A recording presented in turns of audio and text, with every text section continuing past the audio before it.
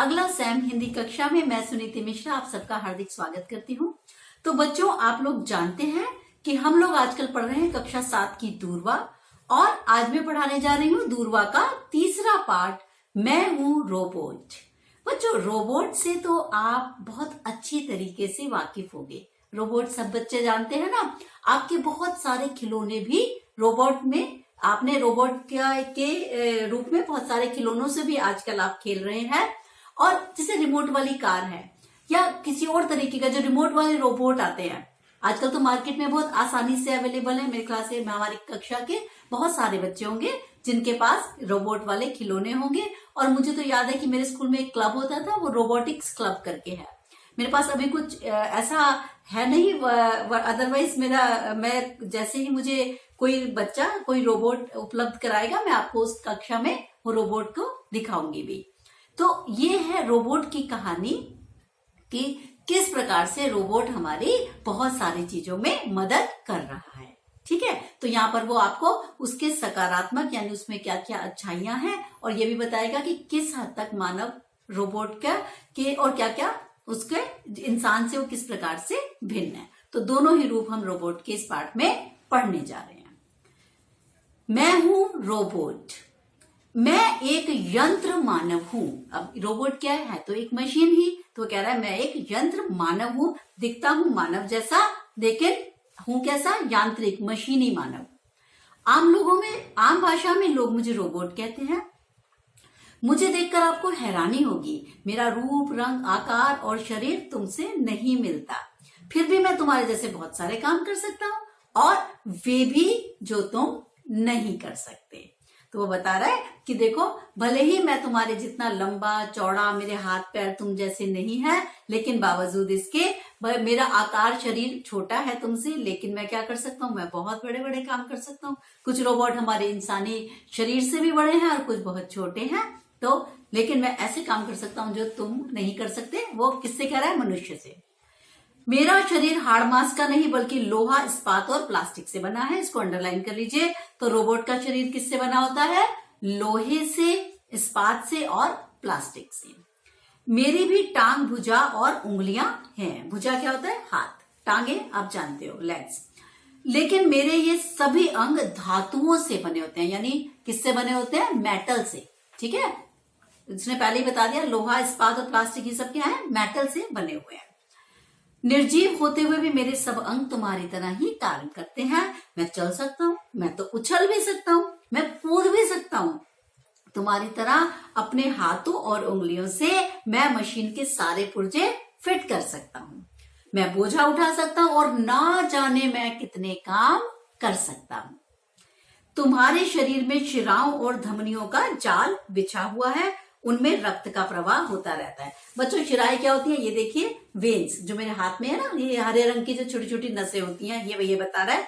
तो इन सब में क्या होता है कि इन सब में हमारा जो है वो जाल बिछा हुआ है, उसमें रक्त का प्रवाह होता रहता है, यानी खून जो है, खून का प्रवाह चलता रहता है। और इसी रक्त से तुम्हें शक्ति मिलती है, ताकत हमें किससे मिलती है, इस रक्त से मिलती है। लेकिन मेरे शरीर में तारों का जाल बिछा हुआ है। इसके शरीर में क्या बिछा हुआ है, तार मतलब वायर्स।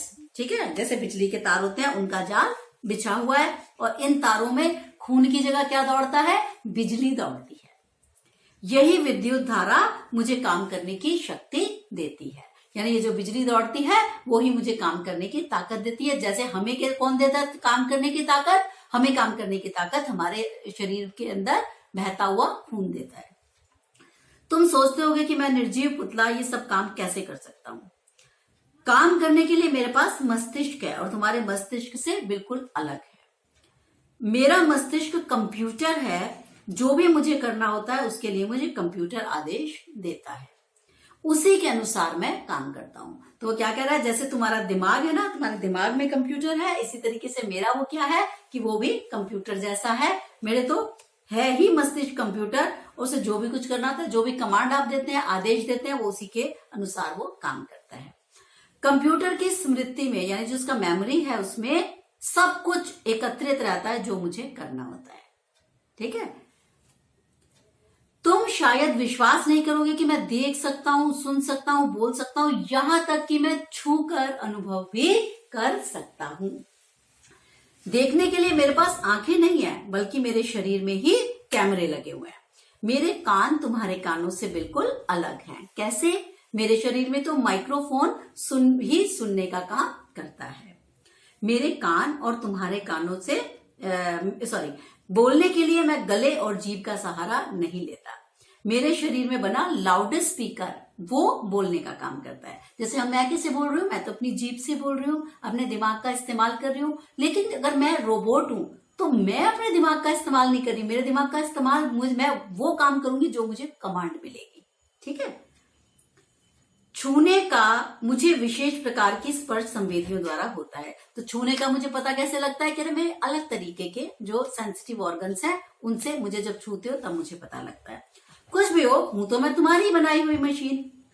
दरअसल मैं तुम्हारा सेवक हूं। कह रहा है जैसे मैं तुम्हारी सेवा करने के लिए ही पैदा हुआ हूं, लेकिन तुम्हें मेरे जैसा सेवक नहीं मिल सकता। मैं भूखा प्यासा, बिना कुछ खाए पिए, सर्दी गर्मी, बिना थके और बिना उबे अकेला ही काम करता रहता हूं। तुम जब तक चाहो मुझसे काम ले सकते हो। काम करवाने के लिए मुझे बर्फीले ठंडक में भेज दो या पसीना लाने वाली तेज गर्मी में, मैं दोनों जगह एक जैसी गति से काम कर सकता हूँ। यानी मुझ पे गर्मी और सर्दी का प्रभाव नहीं होता।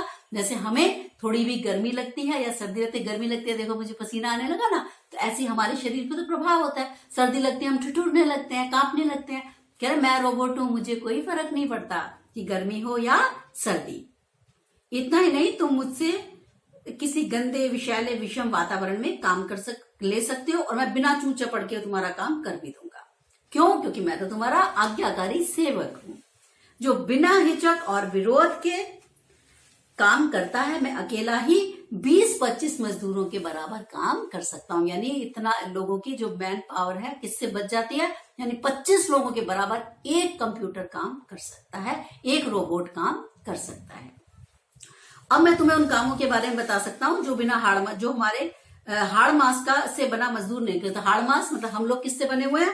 हाड़ मांस से बने हुए जीव हैं। तो वो कह रहा है मैं तुम्हें बताता हूं कि मैं क्या क्या तुमसे ज्यादा अच्छा कर सकता हूं। मैं सुलगती हुई भट्टी में आग में हाथ देकर लाल सलाखों को उस हाथ से पकड़ सकता हूं। ऐसा करने पर मेरा हाथ नहीं जलता। यदि किसी भवन में आग लग जाए तो मैं बिना डरे और घबराए आग बुझाने के लिए उस भवन में प्रवेश कर सकता हूँ। तो जैसे फायर ब्रिगेड में पहले क्या होता था कि लोग अंदर जाते थे और उनमें से बहुत सारे हमारे फायर ब्रिगेड के लोग भी मारे जाते थे लोगों को बचाने के लिए। लेकिन अगर रोबोट है उसकी जगह तो हम क्या कर सकते हैं? लोगों को बचाने के लिए अंदर रोबोट को भेज सकते हैं।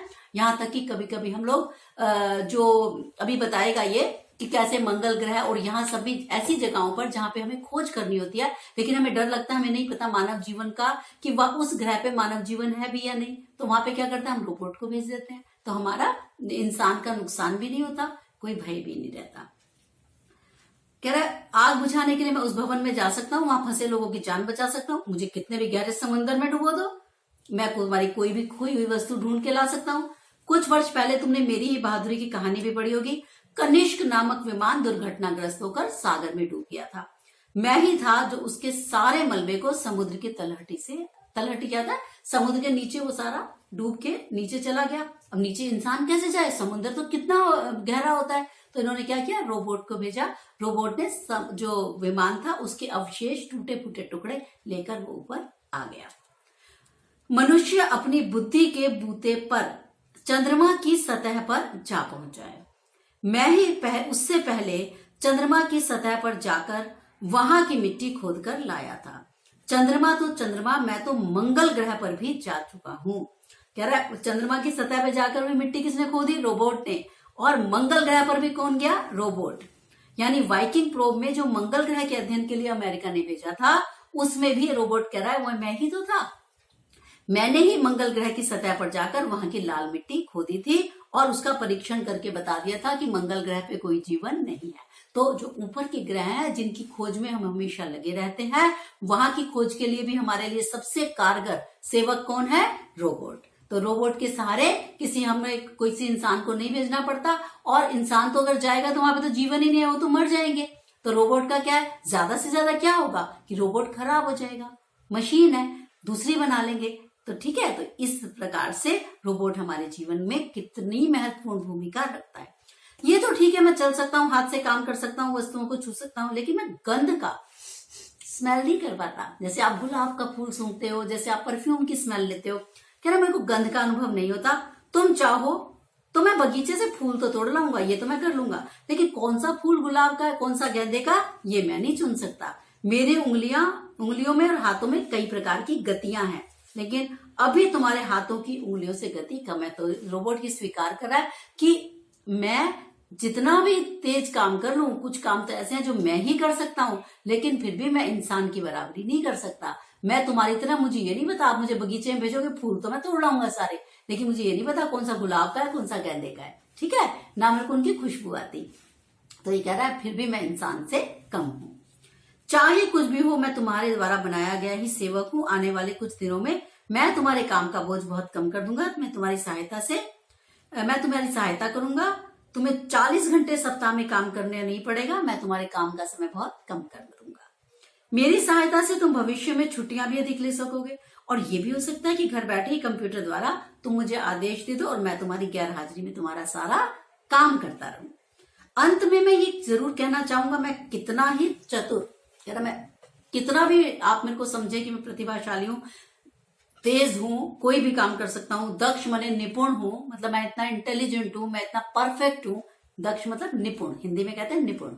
आपको समझाने के लिए मैं बता रही हूँ कि वो कह रहा है मैं कितना भी इंटेलिजेंट क्यों ना हूं, मैं कितना भी परफेक्ट क्यों ना हो जाऊं, रहूंगा तो तुम्हारा गुलाम ही ना। क्यों? क्योंकि हूं तो मैं तुम्हारे मस्तिष्क की ही उपज, यानी तुमने मुझे बनाया है, मैं तुम्हें नहीं बनाया, मैंने तुम्हें नहीं बनाया, ठीक है। तो इस प्रकार के ये पाठ है। ये था राजीव गर्ग के द्वारा रचित मैं हूं रोबोट पाठ, जो कि बहुत ही उसने रोचक तरीके से हमें मशीन के विषय में बताया है।